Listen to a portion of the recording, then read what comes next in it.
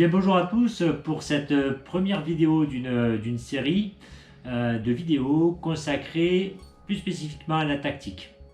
On prévoit de faire combien? 6 vidéos, hein, Yann, 6 c'est vidéos ça. à peu près. 6 vidéos, donc une première vidéo, celle d'aujourd'hui, qui va être consacrée à la table de jeu, comment on la monte, en ayant un œil tactique dessus, hein. La deuxième vidéo va porter sur la liste d'armées, parce que c'est une spécificité de notre jeu. On met la table d'abord et on fait sa liste d'armées après, de manière à ce qu'elle soit adaptée à la table. Et les 4 dernières vidéos porteront chacune sur une faction et ses avantages tactiques. Donc première vidéo sur la table. Dans notre jeu, donc la table est montée par l'attaquant, mais la contrepartie c'est que c'est le défenseur qui va choisir son bord de table. C'est qui nous amène, donc pour parler de ça, notre expert en ruffianderie et en tactique, Yann. Donc, alors, qu'est-ce qui découle de ce principe? L'attaquant fait la table, choisit comment il met en place les éléments de décor, les caractéristiques de chaque élément de décor, et c'est le défenseur qui va choisir son bord de table. Donc c'est ça. Déjà, la première spécificité, c'est que, comme vient de dire Lolo, en tant qu'attaquant, vous allez placer donc entièrement la table de jeu, choisir pour chaque décor ses caractéristiques, mouvement, protection, inflammabilité, destruction. Et il va falloir prendre en compte que c'est le défenseur qui va se déployer et vous n'allez pas avoir le choix, vous allez vous déployer en face. Donc un premier concept, que vous ayez un plan de jeu ou pas, quand vous faites votre table, vous faites une table équilibrée.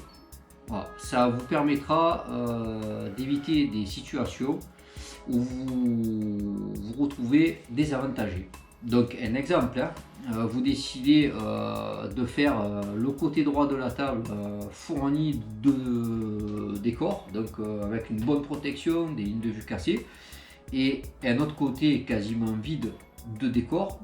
Le défenseur a moins d'être complètement bête, bien sûr va se mettre du côté le plus fourni et vous allez être donc sur le côté le moins fourni en décor, en protection, et vous êtes mal parti dans la vie.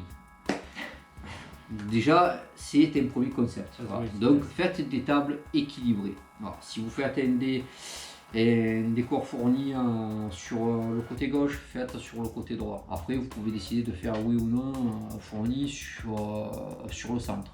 Voilà, vous pouvez faire aussi comme le même principe en diagonale. Voilà, après c'est vous.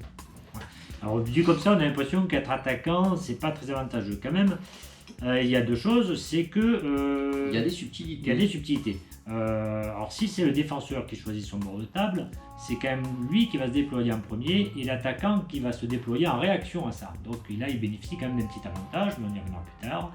Mais là où on va rentrer dans les subtilités du montage de la table, c'est que évidemment, on va essayer en tant qu'attaquant de tendre des pièges subtils au défenseur. Parce qu'évidemment, si c'est grossier, le défenseur va pas prendre, comme expliquait Yann. Si vous faites un décor style débarquement en Normandie, il y a des chances que vous soyez dans le rôle de celui qui débarque. Alors, il y a une subtilité, et on peut aussi faire une stratégie avec justement des équilibres visibles, faits exprès pour être visibles. Mais là, vous tendez pas des pièges, c'est pas subtil, c'est directement vous dites voilà, cette zone là, voilà, si tu y vas, attention. Voilà. Il n'y a pas de subtilité, c'est voilà. Là, voilà, il y a deux choses qui peuvent être faites. Okay. Une considération à prendre en compte, c'est ce que tu disais dans le principe de faire une table équilibrée et puis après de vérifier sa table, c'est d'envisager, a priori les 4 cas de figure, puisque sur une table on a 4 bords de table, se dire voilà, si le défenseur choisit ce bord de table, je vais me retrouver là, quelle va être la configuration, et de réfléchir sur sur 4 niveaux. Sur 4 niveaux. À partir de là, oui, on peut répondre à quelques questions. Par exemple, voilà, si tu es attaquant et que tu joues une faction où il y a peu de monde, par exemple une force spéciale ou une faction avec peu de personnel, et que tu as à gérer face à toi un surnombre, comment tu t'y prendrais?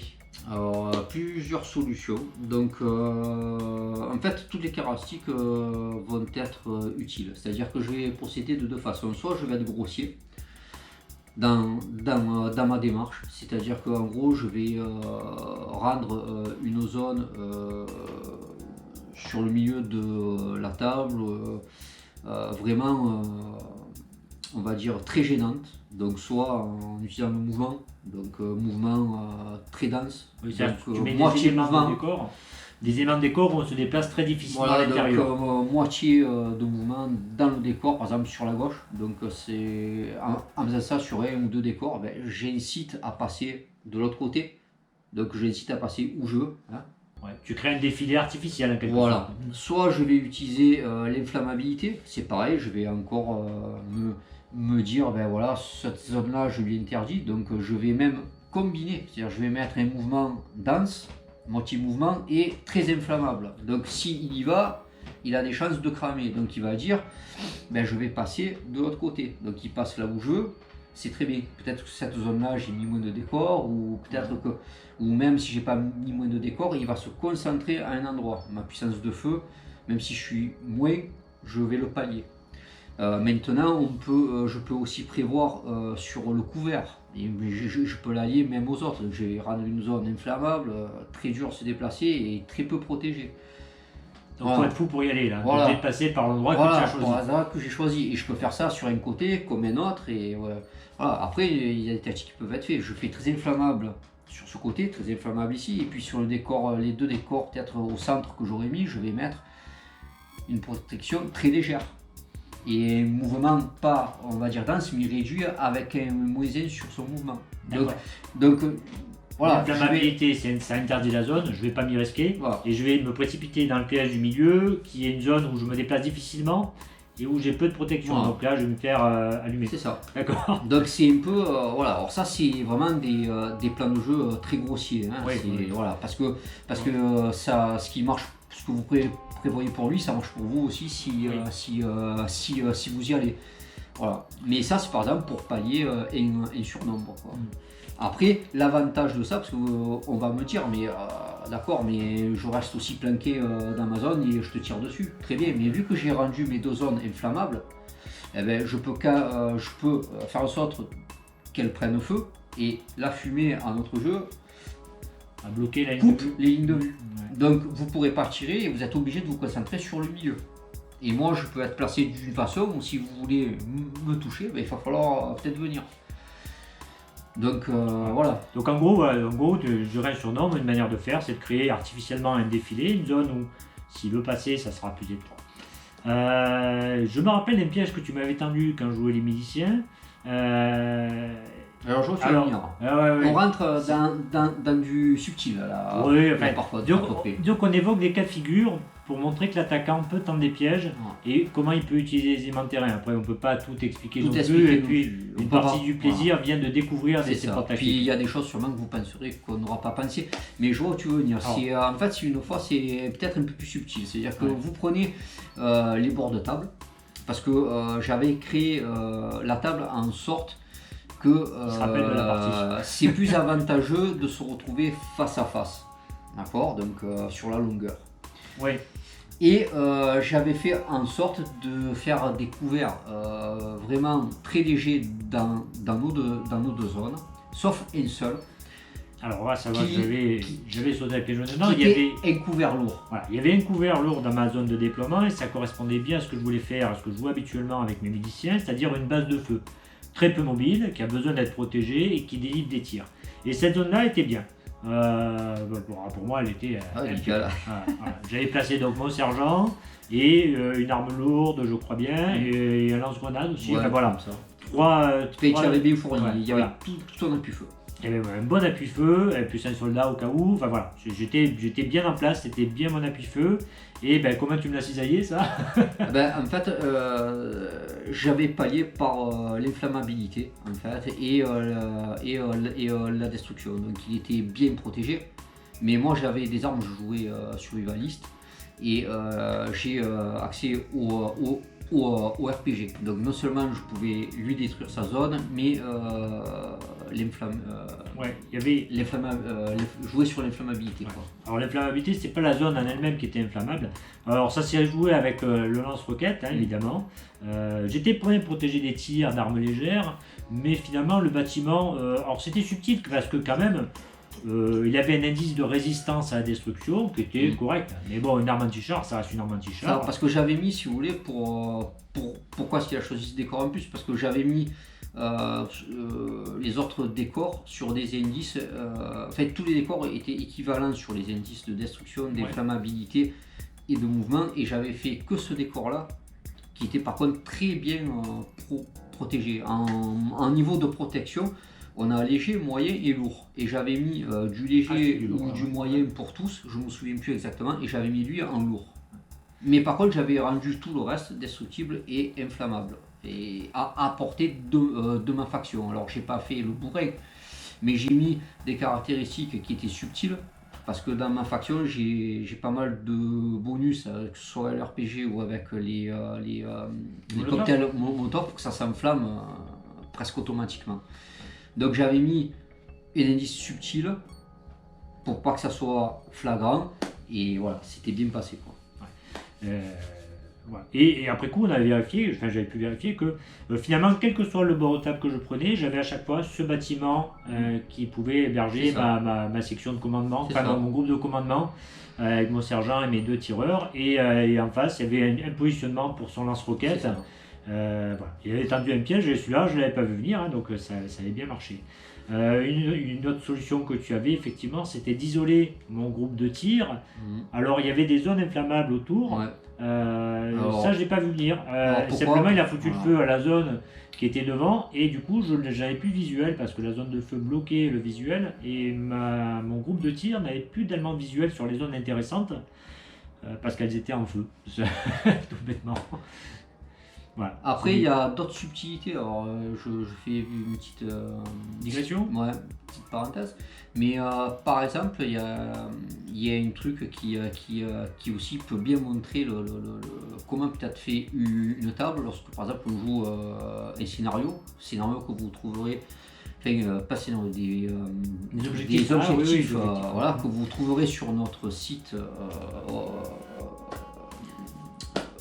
En ligne, Ordo.KO, excusez-moi, j'ai bugué. Et donc, par exemple, l'utilité du fusil à pompe.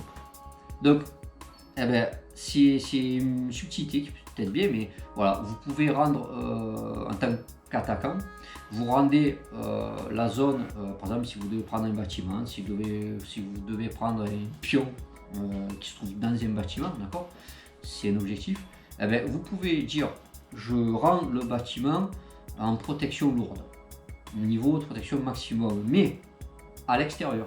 Et vous pouvez préciser qu'à l'intérieur, quand vous êtes à l'intérieur, les murs, c'est comme on dirait maintenant, par des murs, c'est du plateau, c'est du léger, et vous mettez en protection léger, protection 1. Ce qui rend le fusil à pompe très attrayant, parce qu'il annule le couvert léger et permet d'autres règles.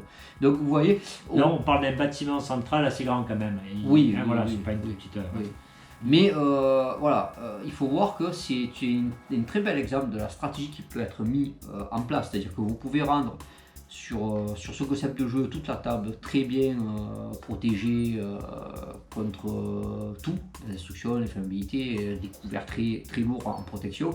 Et vous êtes une petite faction et vous misez tout sur l'assaut du bâtiment, et dire que ce bâtiment, à l'intérieur, voilà, c'est du couvert léger.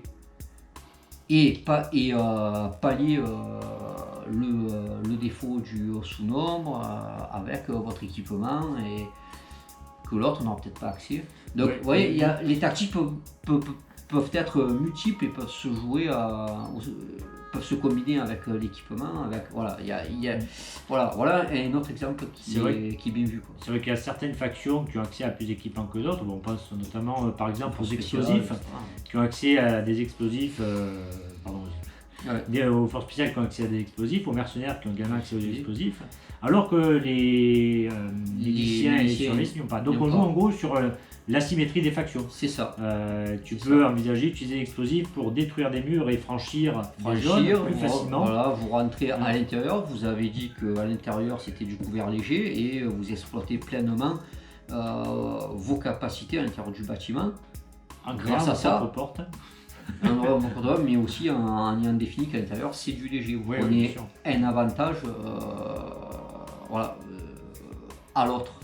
Comment, mais après, là, on fait une discrétion sur sur le sujet dans la vidéo, mais en faisant ça, je prends par exemple des forces spéciales contre par exemple, des survivalistes.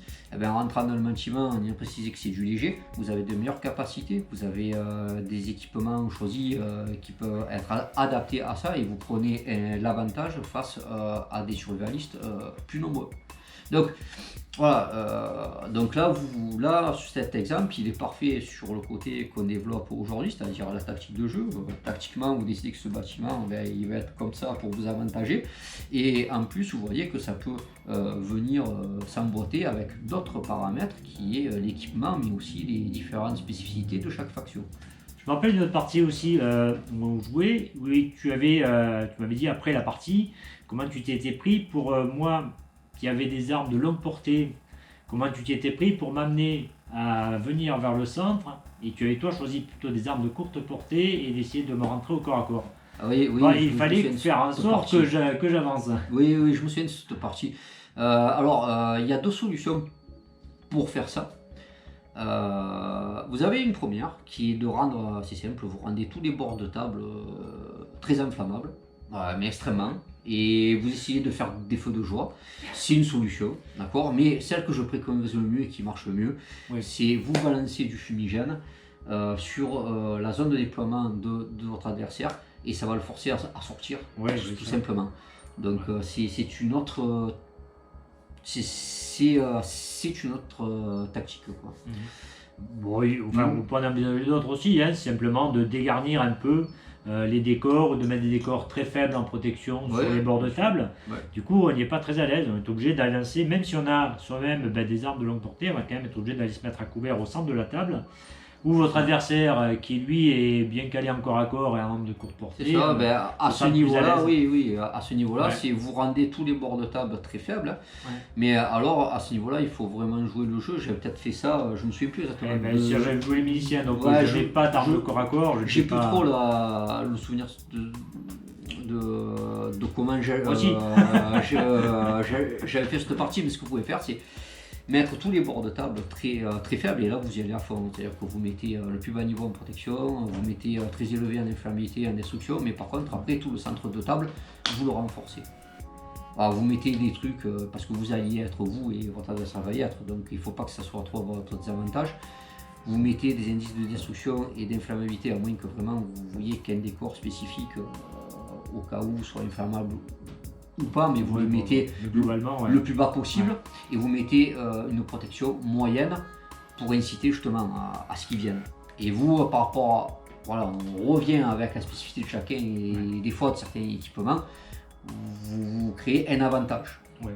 C'est que le survivaliste combat mieux à courte distance, voire au corps à corps. Il peut tout faire, mais disons que le survivaliste a l'avantage de pouvoir développer une stratégie de courte portée comparée à certaines factions.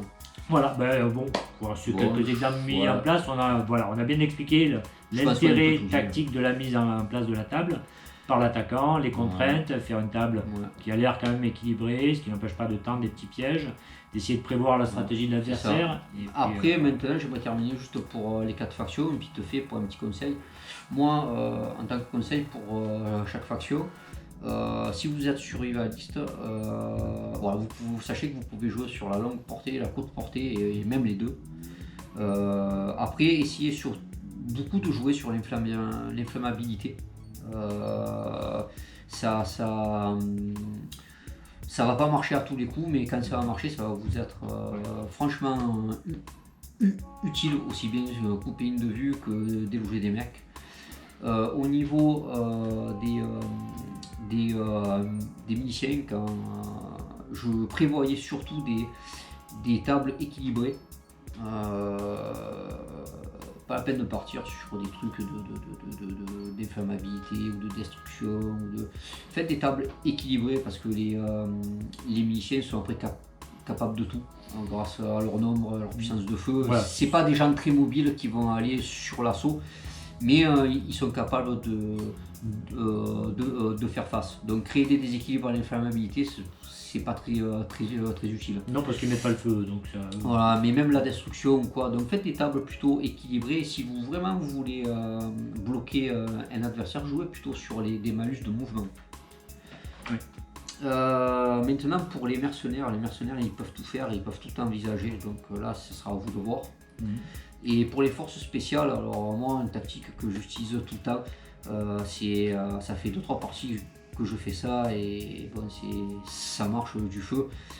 Faites des zones équilibrées quand même, hein, exactement comme les miliciens, et jouez sur le